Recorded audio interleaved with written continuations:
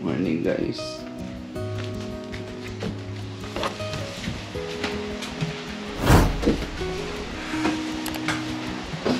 Parang dinaanan ng bagyo yung kwarto ay. Nakakawasak ngayon umaga. Parang yung lechon na ginawa na. Ano yan boy? Lechon paksiw. Paksiw ito yung ano, may ketchup ba? Lechon paksiw at may ketchup na pakanishi. Pacham na luto. Pacham. Pacham. Tayo maglilinis-linis naman. Pakitang tao ba? Bago umalis si Dick. Pakitang tae. So shoutout nga pala doon sa McDo na ginawang round. Pare, Ba't ka naiyak pare? Pare, ba't ka naiyak? hindi mo makakanya doon. Ay, hindi na. Pare, ba't ka naiyak pare?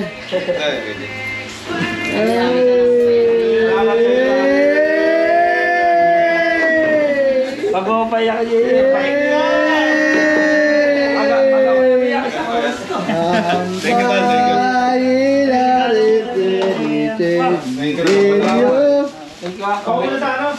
Nakita na lang tayo kasi sa Pinas kung kakatapos. Dito pagbalik mo, meron din akong may taga-sundo ka lang malapit. Ayun, maigi. Kinabala.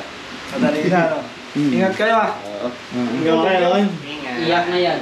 Ingat ka ay, mag-ingat kayo dyan ha. Magsusuka yan. Thank you. Ay, happy birthday ha. Thank you, happy birthday. Thank you. Sige, ingat. Parang ako yung taga dito. Wala ko na sila, nakakotse naman sila eh. Hoy! Magdala kayo na rin! Ano ba yan? Mani! Ito mani. Ay, paborito ni Eko. Gusto mo? Gusto mo? Gusto mo? Dala? Na. Mayroon din ako doon, ganyan. Hindi ko nagastos, nakusin ko. Ay, iyak na si Jake! Alam ko! Saan mga daliri ko? Sorry. Paalam tayo. Ay, patulong muna pala na rin. Oh, ito pala! Iyaano pa natin? Hindi, kahit kung baka lang. Ano, kaya pa? At tulong natin yung mga tropa. Ay, patulang daw konti. May bubuhatin na. Ako na. Okay na. Lakas ah. Ikaw lang yung magkamera. Ako na magkamera. Okay na. Botani ko. Babi. Kanto, baka mainit ha. Hindi, wala. Oo, kapit at Leo. Bigat wala. Sabay yan ha. Isi sa babaw. Teka, saan? Sino? Kaya. Teka. Dyan. Konti lang daw. Dito, Sa head. atras ka lang. Teka lang. Kamay. Yeah, bitaw ka. Isa pa, diretso pa. Tulak na lang. Ay, Aba, mahigpit ka. Mabubuhat, hindi. May nakalang nga sa ilalim eh. May ano yun, may mga bawal pa sa'yo. Okay. Okay na. Slide. Sige. Pagod ako ah, bigat. Bye, thank you ah. Saan na tayo? Saan tayo magkita? Tantado ko pa eh. Katapad din naman ng tibong ito oh. Kasali ka lang sa Tibbs TV.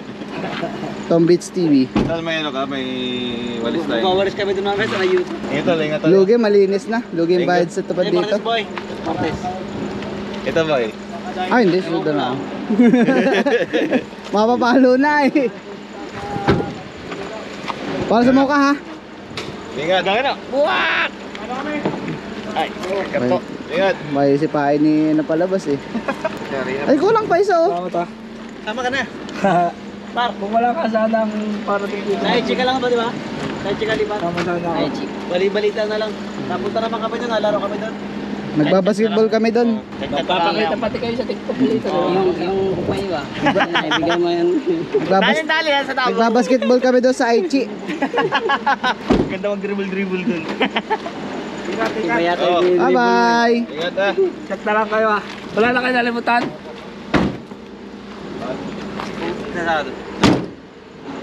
Para wawasakin naman nito eh. Bakit likod? Ha? Likod nga. Okay na, dikit na. Nakakarga na yung kay madam no. Kay madam pala. Kay madam daw. Dala ko na. Dala mo na. Thank you. Pati yung McDo, ay yung nuggets. Yan. Napad eh. Pare. Tom Beats TV. Saan ang walis natin, baro? Doon lang sa may YouTube. Ano eh? Gusto ba tayo? Bye-bye. Ay, ingat ka. Par. Ingat. Sakita na lang ulit. Ingat kayo. May plastic ba kayo dyan? Yung sa isa.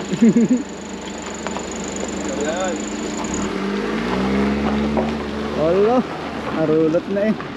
Gat to. Ingat. Oo, salamat. Bye-bye. Ingat. Love you. Wamos pala yun eh. Ayun na, yung gamit. Ikaw. Gamit mo bag mo. Sa tin. Mamaya din. Padjak, nakapadjak ka. Padjak. Sabay na ka dito, lumabas ko. Mamaya ka pa. Pahinga Muna muna. ako. Ha? Labas na rin ako. Nalabas ka na? Sabay ka na? May, pupunta pa nga doon at tago eh. Sabay na, tibay mo. Ay, suan. Depende yan. Babagurin mo pagdating sa gitna. Ay, tubig pala makapagdala. May yelo pa dyan, nakakita ko. Tubig guys, bago umuwi. Tayo, ako yung kanina pang yaya ng yaya, tapos sila pa yung naunang umalis. Ako nila ako paalisin. Tapos sila pa yung nauna. Bako pa, Sid. Gusto mo? Ayun, sige, pwede. Nakadilensya pa tayo guys ng pang winter. Ito nga pala ay dating kay Tikboy. Shout out kay Tikboy. Ginamit pa to ng kanyang ex girlfriend dito sa Japan. Kaya pa winter na yan. Masyado makapal guys, kaya dyan na lang yan. Fluffy bird. Ano tayo? Lalabang mo muna yung akin. Bye bye. Thank you. Salamat po ya. Oo. Wednesday na lang. Oo. Salamat kapatid. Ikaw rin. Ay, sabay tayo ah. Iba yung daan natin eh. Saan ba ang hiwalay natin? Hindi, ang damay, Lawson, dire-diretso. Ako, saan ako?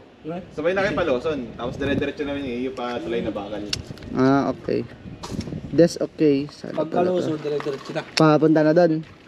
Luzon na Family Mart. Tara, let's go, buddy. Boy, very much thank you.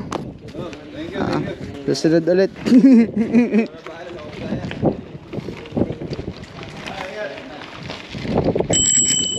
Mga kawasak, ay ngayon ay uwi na tayo, no? Napagpaalam tayo kay Jake at kay Yuan. Pero by Wednesday kasi yung ano nila. Thursday yung flight nila, di ba? Thursday yung flight, maybe Wednesday night punta ako dito. Dahil lang ako ng ano, ng hapunan. Tapos yun. Mapayat ka na naman dito magkumatyak lagi. Ay oo, tunay yan. Kayang buwan siguro, kalahating taon, pet ako dito. Wala, mag-iisang buwan pa lang ako eh. Hindi pa natutunan yung dawa. Lalo ngayon, summer ko din at nandito. Ayari na. Yun guys, halata naman yung ano, kalinisan din sa Japan. Ang basura lang pre yung ano, mga damo ba ng ano, ng halaman. Patay. Oo, pero yung makikita mo, plastic bottle, upos, wala. Oo. Tapos diretso ka lang din dito? O saan yung daan mo? Kakanan ka na?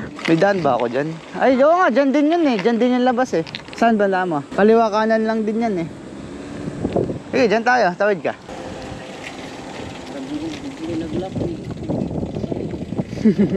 Ang gugulo nyo. Yan kasi ano lang eh. Parang shortcut ba. Pero dito din yung labas niyan. Saan ka dyan? Kaliwa ka kanan? Ah, diretso. Toyota. Ito. Dito ako eh. Pahamamatsu eh. Straight na hanggang inyo yan. Oo. Ito ba yun? Ito nga. Kaya ako dito eh. Pakaliwa na ako eh. Yan, Lawson. Oo. Ay, salamat oh. Kakaliwa na ako dito ha. Ulit. Okay. Bye-bye. Bye. Ingat pre. Yan mga kawasak, solo na tayo. Kasi nga si pare ko ay doon na lang. Hanggang doon na lang. At diretso siya. Ako naman dito, pakaliwa. Ano? Siguro mga 15 minutes pa to. Or ilan ba? Oo, mga 15 minutes sigurong biking to hanggang sa atin, guys.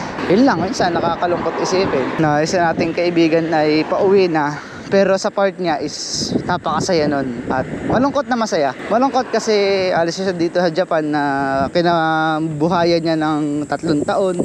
kinasanayan niya 3 taon, mga kaibigan, mga malalapit sa kanya dito. Pero masaya kasi makakauwi na siya ng Pilipinas. Malungkot kasi may iwan niya yung Japan.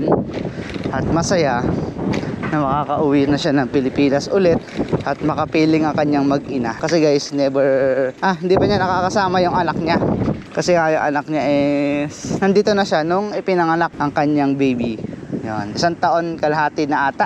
Ay, 2 kalahati ata guys.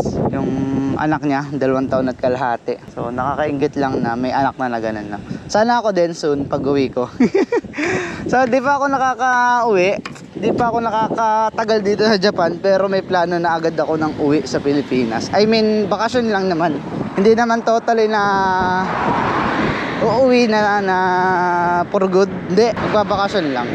Try ko lang next year kung papalarin, kung papayag ba si boss na ako ay magbakasyon, is ita-take ko. Kumbaga sasaktuhin ko lang na 1 year ako dito sa Japan bago ako magbakasyon, no? Para hindi naman nakakahiya, no? Kasi dito is 6 months bago ka magkaroon ng leave with pay guys. Mag-iisang buwan pa lang naman tayo dito, so may 5 months pa. Pero hindi ko gagamitin yung leave ko. I-reserve ko yon pagka magbabakasyon tayo sa Pilipinas guys. Kahit na safe dito, minsan nakakailang din kapag ka masisikip na lugar, no? Di ba ang bait ni kuya? Nagbigya pa tayo. Yan, Kyorindo guys. Diyan kami namili ng nakaraan sa Kyorindo na yan. Yan, no? Kyorindo guys. Tapos ay stoplight pa, gagi. Ay. So si Yuan naman ay pabalik din ng Japan. Si Jake lang talaga yung uuwi, no? Ay nako, ang init. So ako naman, ang nangyari sa akin ay kakasimula pa lang ngayon is ngayon pa lang tayo magbilang. Kung hanggang makauwi, di ba? So ganun lang ang buhay, sakripisyo lang. Kasi naranasan ko na sa Pilipinas, naranasan ko na dito, napagkumpara ko na. Masaya sa Pilipinas, pero hindi ako makaasenso. Malungkot dito, pero kaya ko masenso.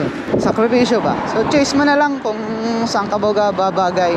May patutunguhan ba, pero malungkot or masaya. So nakakalito din minsan isipin kung alin ba talaga ang gusto mong gawin sa buhay mo sa dalawang yon. Pero isipin mo din na hindi palaging ganito ka, dapat may mapatunayan ka din, no? Hindi ko naman sinasabi na pag-abroad ay para may mapatunayan ka at para maka-asenso ka. Ay ito lang ang isa sa paraan para guminhawa kahit papaano ang ating buhay guys. Itong pag-ibang bansa. Hindi naman lahat ay swerte sa ibang bansa, pero kung isipin mo kung sa Pilipinas ka magtsatsaga, ay ibang-iba ang sahuran sa ibang bansa. Di ba? Kung maayos lang sana ang pasahod sa Pilipinas, like dito na kahit sa 7-Eleven ka nagtatrabaho, yung mga cashier ka lang dyan, or kahit ano, yung minimum dito is kayang bumuhay ng pamilya. Unlike sa atin, ang minimum sa atin ay wala. Kaya lang buhayin ng sarili mo. So anyways, wala naman akong dapat sisihin. I mean, hindi ko naman dapat sisihin ang Pilipinas. So nasa atin na lang yan kung paano natin i-handle yung ano natin, yung buhay natin, no? So dahil lang ako dito ng convenience store guys, malapit na naman ako dun sa tulay. Kasi mamaya hanggang tulay na lang. So may bibilhin lang ako dito sa Family Mart. Nasaan ba yung doon pala, Philippine Store. Nalagpasan na natin guys. Ay nako, ito mo naman, no? Init-init ah.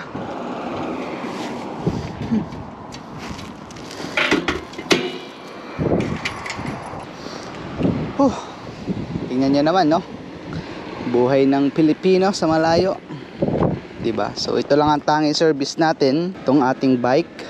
At nandito tayo sa isang gilid, nagpapahinga, sobrang init. Nag-try lang ako mag-testing sa Amazon. So ano ko na maaga, titipain ko na to ng maaga kasi nga para maaga tayo makapahinga. Anong oras na din naman, no? 2:27 guys. So takot din naman tayo mangitim So diretso lang tayo. So malay mo next year magkaroon na tayo ng license dito ng pangkotse guys, hindi na yung international driver's license. Yes, makapagmaneho na tayo dito sa Japan ng mas maayos or pwede tayong kumuha ng sasakyan if ever. Yan. So ngayon, tiis-tiis lang tayo muna sa bike natin. Sanay naman tayo mag-bike dito eh. Ay naka. So doon tayo sa pedestrian tatawid para safe tayo. Tsaka ang lapit lang dito ng pulis eh. Police station doon lang sa gilid. So soon, nakakatuwa lang yung mga friends natin dito guys kasi may mga sasakyan na sila.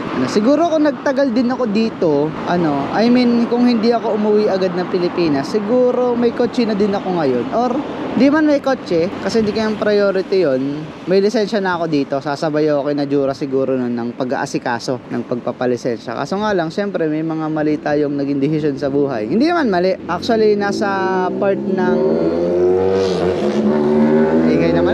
nasa part ng experimentation kung paano ba tayo aasenso sa part na gusto natin. Hindi naman ako nagsisisi na nagbakasyon or umuwi ako sa Pilipinas na akala ko kaya ko na mag for good doon. So naranasan ko naman talaga yung hirap dito, naranasan ko din yung hirap sa Japan. Sa Pilipinas is iba talaga pag nandito ka sa Japan.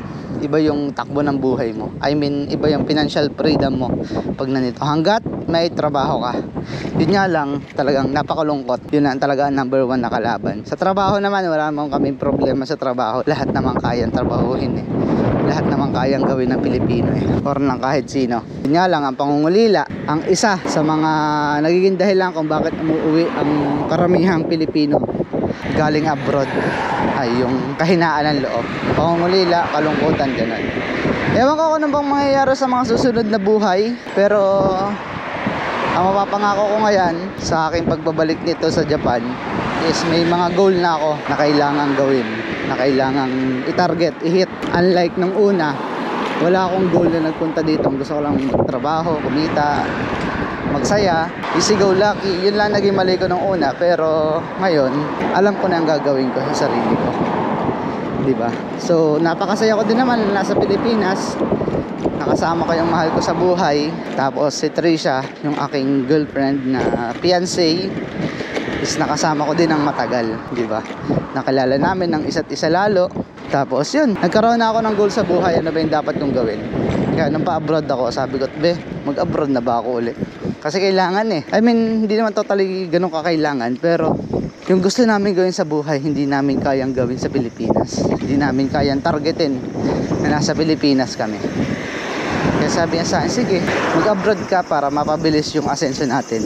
So, tiwala lang sa isa't isa. Mahirap ang mapalayo sa iyong partner, pero minsan yun din yung isang dahilan at kailangan mong gawin kung paano mo siya mabibigyan ng mas magandang buhay.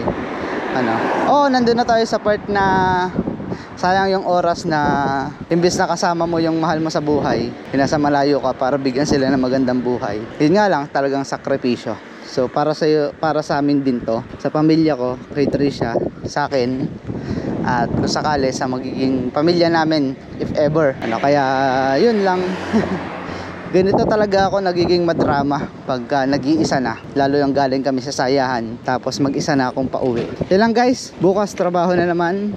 Bukas nga pala ay Lunes, at baka makabalik ako ng Wednesday dito kay na Jake. Para sabi ko kay Jake, babalik ako dyan, pero dahil lang ako ng hapunan para makapagpaalam din sa huling gabi niya dito sa Japan. Kasi hindi naman talaga iba sa akin si Jake eh. Although nung bago ako umuwi, nung una kong alis, talaga si Jake at si Jura ang... Ay, kasama pala si Tikboy. Tikboy naman kasi wala dito eh. Kaya nung panahon na yun, si Jake at si Jura, bukod kay Tikboy, sila lang yung talagang kasama ko every week. Sila din yung nagiging dahilan kung bakit kami nag-aaway ni Trisha, kasi lagi akong kasama nila, wala akong oras.